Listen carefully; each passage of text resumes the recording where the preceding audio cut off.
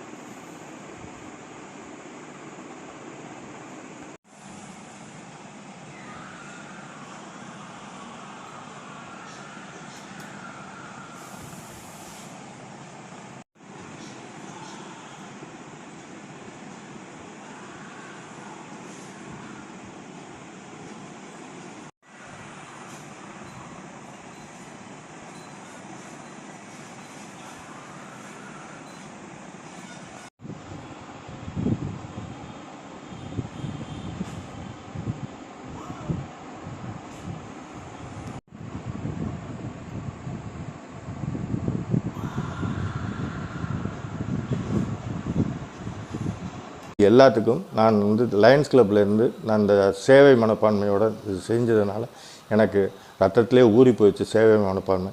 அதனால் நான் இப்போ எல்லா பள்ளிக்கூடத்துங்களுக்கும் எல்லா இந்த 10வது 12வது படிக்கிற பிள்ளைங்களுக்கு பயிற்சி வகுப்புகளுக்கு நடத்திக்கிட்டு வர்றேன்.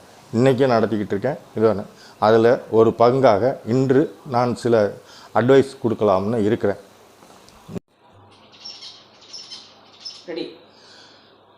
இப்போ இந்த 10th 12th படிக்கிற பையங்க நீங்கள் நிறைய பேர் டியூஷனுக்கு போகிறீங்க. என்னைய கேட்டால் அது தேவையில்லாதது. ஸ்கூலில் சொல்லி கொடுக்காதது எதை டியூஷனில் சொல்லித்தர போகிறாங்க. அதனால் நீங்கள் ஸ்கூலில் வாத்தியார்கள்ட்ட பாடம் நடத்தும் போது கவனிச்சிங்கன்னா போதும். ஒரு நாளைக்கு 24 மணி நேரம். இந்த 24 மணி நேரத்தில் 8 மணி நேரம் தூக்கம் போக 10 மணி நேரம் பள்ளிக்கூடமும் பள்ளிக்கூடத்துலேயும் செலவாகுது. மிச்சம் இருக்கிற 6 மணி நேரத்தை நம்ம வெட்டியாக தான் பொழுது போக்குறோம். அந்த வெட்டியாக பொழுது போகிற நேரத்தில் 6 மணி நேரத்தில் 2 மணி நேரம் விளையாட வச்சுட்டு மிச்சம் இருக்கிற 4 மணி நேரத்தை நீங்கள் படிப்பில் கவனம் செலுத்தினீங்கன்னா நிச்சயமாக உங்களால் எல்லா துறையிலையும் உங்களால் மார்க் வாங்க முடியும். அதுக்கு டியூஷன் போய்த்தான் படிக்கணும்னு கட்டாயம் கிடையாது. வாத்தியார்கள் சொல்லித்தராத டியூஷனில் என்ன புதுசாக சொல்லித்தர போகிறாங்க உங்களுக்கு? இம்பார்ட்டன்ட் கொஸ்டின், அந்த கொஸ்டின், இந்த கொஸ்டின் சொல்லுவாங்க. சொன்னதே திருப்பி திருப்பி படிக்க சொல்லுவாங்க. அதை நீங்கள் வீட்டில் உட்காந்துட்டே படிச்சுக்கிட்டு இருந்தால் போதும். அதனால் நான் சொல்கிறது என்னென்னா, உடல் ஆரோக்கியமாக இருக்கணும். ஆரோக்கியத்துக்கு நல்ல ஊட்டச்சத்தான சாப்பாடுகளை சாப்பிடுங்க. சாப்பிட்டதுக்கப்புறம் படிப்பில் கவனத்தை செலுத்துங்க. நீங்கள் படிப்பில் கவனத்தை செலுத்துங்க. ஏன்னா அந்தந்த வயசில் அந்தந்த வேலையை செய்யணும். நாங்கள் மூணு வேளை நம்ம சாப்பிட்றோம். அந்த 3 வேளை சாப்பிட்றத நம்ம ஒரே வேலையில் சாப்பிட முடியுமா? முடியாது. ஆனால் 3 வேளைக்கும் தனித்தனியாக செய்யணும். சரி, இன்றைக்கி 3 வேளை சாப்பிட்டுட்டோம், நாளைக்கு சாப்பிடாமல் இருப்போம்னா முடியுமா? முடியாது. அதே மாதிரி தான் இன்றைக்கி படிச்சுட்டோம், நாளைக்கு படிக்க வேண்டாம்னு நினைக்காதீங்க. தினமும் திரும்ப திரும்ப படிங்க. ஒரு வேலையை நீங்கள் திரும்ப திரும்ப செய்யும்போது அந்த வேலை ஈஸியாக முடியும். உதாரணமாக, நீங்கள் முதல்ல சைக்கிள் ஓட்ட கற்றுக்கும் போது கீழே விழுகாமல் யாருமே சைக்கிள் ஓட்ட கற்றுக்க முடியாது. ஆனால் சைக்கிள் ஓட்ட கற்றுக்கினதுக்கப்புறம் நீங்கள் டெய்லி நீங்கள் சைக்கிள் ஓட்டும் போது கையை விட்டுட்டு ஓட்டுறீங்க. அந்த அளவுக்கு உங்களுக்கு பக்குவம் வந்துடுது. அதே மாதிரி தான் நீங்கள் படிக்க படிக்க படிக்க படிக்க உங்களுக்கு பக்குவம் நிறைய வந்துடும். புஸ்தகங்கள் நிறைய வாங்கி படிங்க. நிறைய இன்றைக்கி டிவிலையும் செல்லுலையும் காலத்தை வீணாக்குறீங்க. அந்த டிவிலையும் செல்லுலையும் காலத்தை வீணாக்குறது படிப்பில் அந்தந்த காலத்தையே பயிர் செய்யும். இந்த வயசில் தான் படிக்க முடியும். இப்போ என்னைய கூப்பிட்டு வந்து 10th எழுது பரீட்சை எழுதுன்னா என்னால் முடியுமா? முடியாது. ஆனால் அதே இது உங்களால் முடியும். ஏன்னா அந்த வயசில் நீங்கள் செய்ய வேண்டியது இப்போ உங்களுக்கு நீங்கள் எந்த டிவியை எந்த படத்தை வேணாலும் எப்போ வேணாலும் பார்க்கலாம். உதாரணத்துக்கு இன்னைக்கு சிவாஜி கணேசன் உசுரோடு இல்லை. அவர் இறந்தே கிட்டத்தட்ட 15-20 வருஷம் ஆச்சு. அவர் நடித்த முதல் படமான பராசக்தியை இன்றைக்கி டிவியில் நீங்கள் பார்க்க முடியும். ஆனால் இன்றைக்கி உட்காந்து உங்களால் ஃபஸ்ட்டு ஸ்டாண்டர்ட் பாடத்தையும் செகண்ட் ஸ்டாண்டர்ட் பாடத்தையும் நடத்த முடியுமா? எடுத்து படிக்க முடியுமா? முடியாது. இன்றைக்கி நீங்கள் தேவை உங்களுக்கு இன்றைக்கி என்ன தேவையோ அதை படிங்க. படிக்கிறத மட்டும் கவனம் செலுத்துங்க. எப்படி உங்களுடைய சூரிய ஒளி எல்லா இடத்துலையும் படுது, ஆனால் எந்த விதமான பாதிப்பும் இல்லை. ஆனால் இதே இது ஒரு லென்ஸை வச்சு கீழே ஒரு பேப்பரை வச்சோம்னா அது எரிஞ்சு போகுது. ஏன்னா அது எல்லாத்தையும் குவிக்குது. அந்த சூரிய ஒளியுடைய வெப்பத்தை குவிச்சு ஒரே இடத்துல கொண்டாந்து வைக்கிறதுனால அதுக்கு பவர் ஜாஸ்தியாகுது. அது உடனே பேப்பரை எரிச்சிடுது. அதே மாதிரி உங்களுடைய கவனச்சிதறல்களை எல்லாத்தையும் கட்டுப்படுத்தி எல்லா கவனத்தையும் ஒரே இடத்துல குவிச்சு நீங்கள் படிச்சிங்கன்னா நிச்சயமாக உங்களால் முடியும்.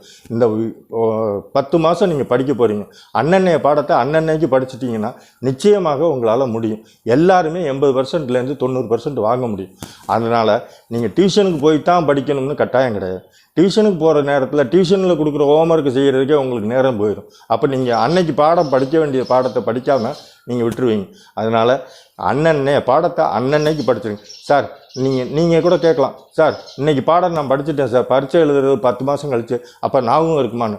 உங்களால் நிச்சயமாக ஞாபகம் இருக்கும். நீங்கள் இன்றைக்கி ஒரு பாட்டை மியூசிக்கை போட்டோடனே அந்த பாட்டை உங்களால் பாட முடியுதுல்ல, அப்போ உங்களுக்கு ஞாபகம் இருக்குல்ல. ஞாபகம் மறதிங்கிறதுக்கு யாருக்குமே இருக்கிறது இல்லை. எல்லாருக்குமே ஞாபகம் இருக்கும். தேவையான நேரத்தில் ஞாபகப்படுத்திக்கிட்டிங்கன்னா அது உங்களுக்கு சுபிட்சமாக அமையும். எல்லாம் வல்ல இறைவனை வேண்டி எனக்கு வாய்ப்பளித்தமைக்கு என்னால் உங்களுக்கு சொல்ல எனக்கு வாய்ப்பளித்தமைக்கு நன்றி கூறி என்னால் முடிந்ததை உங்களுக்கு சொல்லியிருக்கேன். நீங்கள் இதை கடைப்பிடிச்சு நீங்கள் வாழ்க்கையில் முன்னேறினாலும் எனக்கு ரொம்ப சந்தோஷமாக இருக்கும். வணக்கம். ஜெய்ஹிந்த்.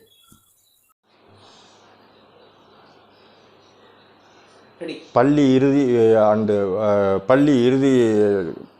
இறுதி தேர்வு விடுமுறைகள் முடிந்து நாளை முதல் பள்ளிக்கூடத்துக்கு ஆரம்பிக்கிறதுக்கு நீங்கள் வரப்போகிறீங்க.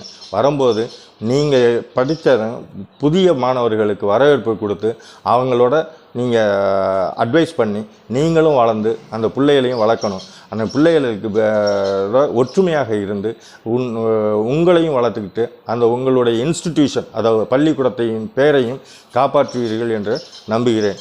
இந்த நியூஸ் சேனல் இந்த வாய்ப்பு தந்த காரைக்குடி அப்டேட் நிறுவனத்திற்கு எனது மனமார்ந்த நன்றியை கூறி வணக்கத்தையும் கூறி விடைபெறுகிறேன். நன்றி, வணக்கம். காரைக்குடியிலிருந்து தேவராஜன்.